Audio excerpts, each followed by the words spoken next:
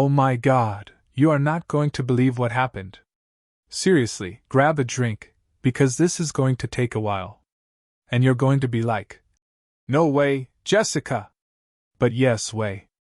My name's Jessica, and I'm 30. This whole thing with Mark, my ex-husband, it's just a nightmare. And it's all his fault, obviously. So, Mark? He was always, like, the perfect guy on paper.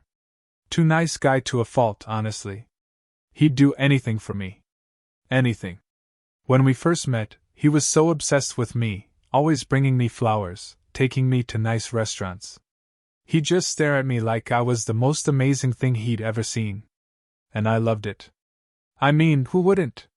I was working my way up at my job, and I needed someone who would just handle everything else. He was perfect for that. He handled all the bills, the rent, the car payments, the groceries. Everything. He was a real old-school provider, which was great because I could just save my money for things I actually wanted, you know? We got married, and for a while, it was fine. He'd come home from his job, and I'd be there, looking pretty. He'd tell me about his day, and I'd nod, maybe ask a question or two.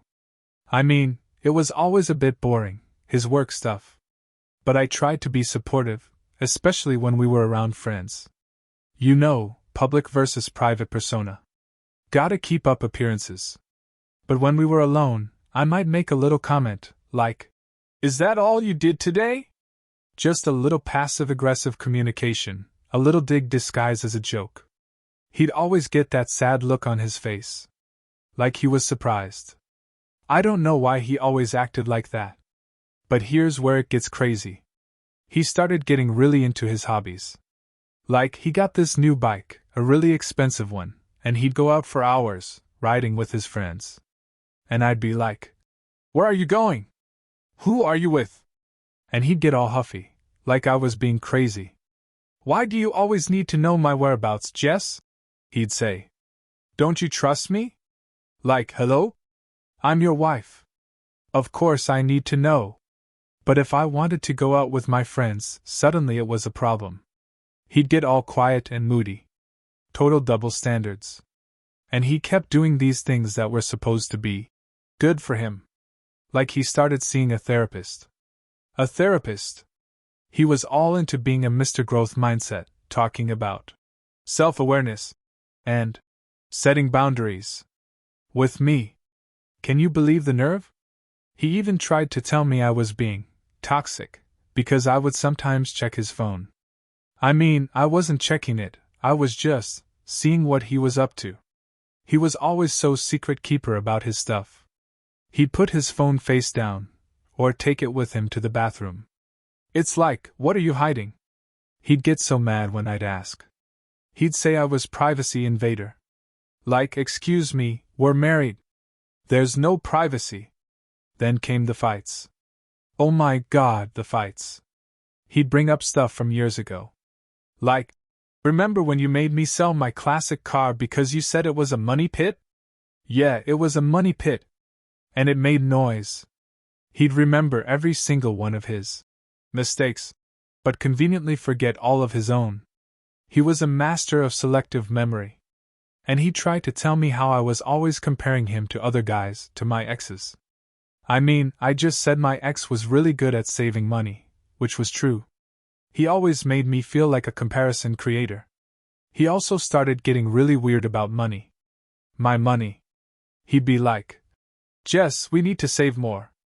What are you spending your money on?" Like, it's my money. He's the one who's supposed to cover everything. That's why he was the financial entanglement guy. He'd always say he needed to get serious about our finances. It was like he was moving goalposts on me, changing the expectations without even talking about it. And if I didn't immediately agree, he'd get distant and become completely checked out. He even started getting judgy about my social media. I love posting pictures of us looking happy, you know? Even if we just had a huge argument. It's important to show the world you're a strong couple. But he'd say I was only doing it for validation seeking. Like, what's wrong with wanting a few likes? He just didn't get it.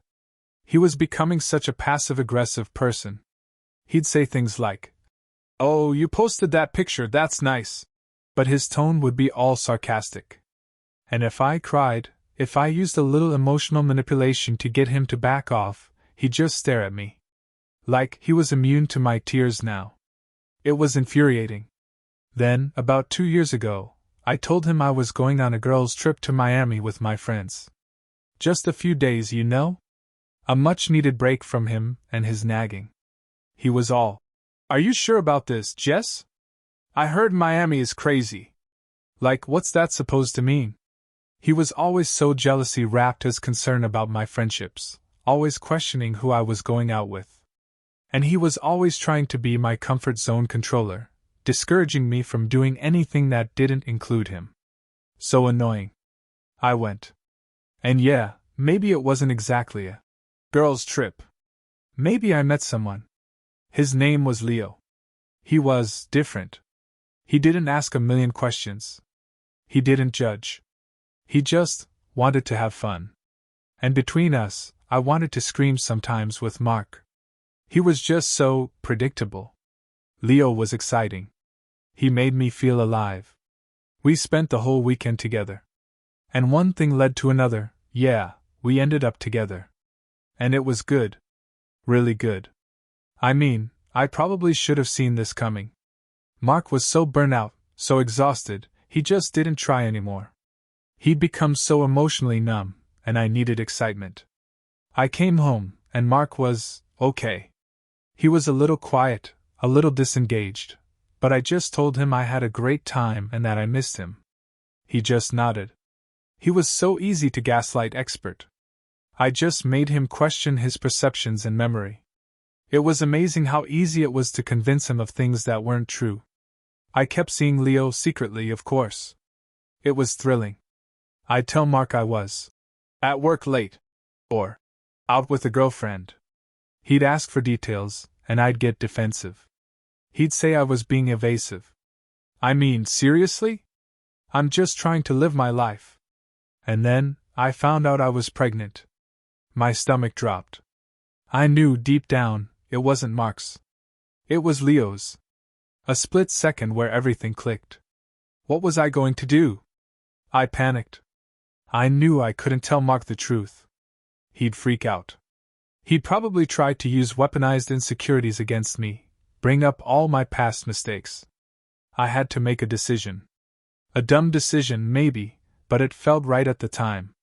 I told Mark I was leaving him. I told him I needed space, that I wasn't happy. He was devastated. He cried, he begged. He tried to tell me I was being dramatic, and it's not that serious. He tried to use the scorekeeping thing on me, listing all the things he'd done for me. It was pathetic. I just shut down, like I always do when I don't want to talk about something. It's my way of ending the conversation. He called it emotional manipulation, but I call it self-preservation. I ran off with Leo. We moved to Houston, just like that. It was crazy. He was so excited about the baby. He really seemed to love me, to want a family with me. It was everything I thought I wanted. We had the baby, a little girl. She was beautiful. Leo was a doting father, always helping, always there. He was a good guy, really. But after a while, it was just boring. He was too nice, too predictable. Like Mark, actually. It was like living with a broken record. And then, Leo started getting clingy. He wanted to know where I was all the time. He started checking my phone. He'd get jealous if I talked to other guys. He was becoming exactly like Mark. He'd say, "Where were you? Why didn't you answer my calls?" Like, hello? I'm an adult. I don't need to report to you. He was constantly accusing me of being a secret keeper. He even tried to compare me to his ex-girlfriend. He was such a comparison creator. He'd make these future faker promises about our life together, but I knew he wouldn't follow through. And if I didn't give him what he wanted, he'd use intimacy gatekeeper tactics, holding back affection. It was a nightmare. And the money thing. Leo didn't make nearly as much as Mark did. I had to start using my own money for things. All my savings gone. Just like that. It was horrible. I missed the easy life I had with Mark, where he handled everything. I started thinking about Mark. He was so predictable, but at least he provided. He was always trying to be a reformed wild boy, always trying to prove he was better, but he was still a soft touch. He never threatened to break up with me during a minor disagreement, like Leo did, like a relationship hostage-taker. So, after about a year and a half, I left Leo. Just packed my bags and left. He was shocked, of course. Said he loved me, loved our daughter. I told him I needed to find myself, that it wasn't him, it was me. It was a total history rewriter moment, but he bought it. He was such a convenience apologist, only apologizing when it benefited him. I just told him I needed to go back to where I knew people. I came back to Dallas. And guess what? I went straight to Mark's house. I mean, why wouldn't I? He was my husband. I knocked on the door, and he answered. He looked shocked. Older somehow. Thinner. But still that familiar look in his eyes. Jessica? He said. I just started crying. Real tears this time. Mark, I made a huge mistake. I sobbed. I should never have left you. I realize now how much I loved you. I need you. I'm back. And I have a surprise. I pulled out a picture of our daughter, Lily. I mean, not our daughter, but you know. I told him she was his. I mean, I knew she wasn't, but he didn't need to know that. He was such a too nice guy, I figured he'd just take me back. He always had before. I gave minimal effort, but expected grand gestures. I was such an effort minimizer. He just stared at the picture, then at me. His face was blank. Then he said, Jessica, I'm remarried. My heart stopped. Remarried? Mark? My Mark? He was looking at me with this calm, self-aware look. He said, After you left, I went to therapy. I worked through a lot of things. I met someone. Someone who treats me with respect, who values honesty and trust. We're happy. And I know about Lily. Leo called me a few months ago. He said you just left him, and that you told him Lily was my daughter. He also told me about the girls' trip, about everything. I already had my doubts, but he confirmed them. I felt like someone punched me in the gut. Leo. That rat. He called Mark? And told him everything? I couldn't believe it. My manipulative behavior, completely exposed. My reputation, destroyed. Mark, my sweet, dumb Mark, was self-aware. He looked at me, really looked at me, and said, Jessica, I wish you well. But you can't come back. There's nothing here for you anymore. He closed the door. He just closed the door on me. On me. The woman who he used to worship. It was the ultimate isolation. I achieved my selfish goals, leaving Mark for someone else, only to discover complete loneliness. Everything I built my false identity around, being the desirable, manipulative woman who always got her way, it was all stripped away. The reversal of fortune was real. I was experiencing the same treatment I inflicted, amplified and inescapable. I had no money. No place to stay. Leo wanted nothing to do with me. Mark was gone, truly gone. He moved on with someone genuinely loving while I watched, pathetic. The karma was so real, so permanent. I was literally begging on his doorstep, and he just shut the door. I had nowhere to go. I ended up staying in a cheap motel for a few nights, trying to figure out what to do.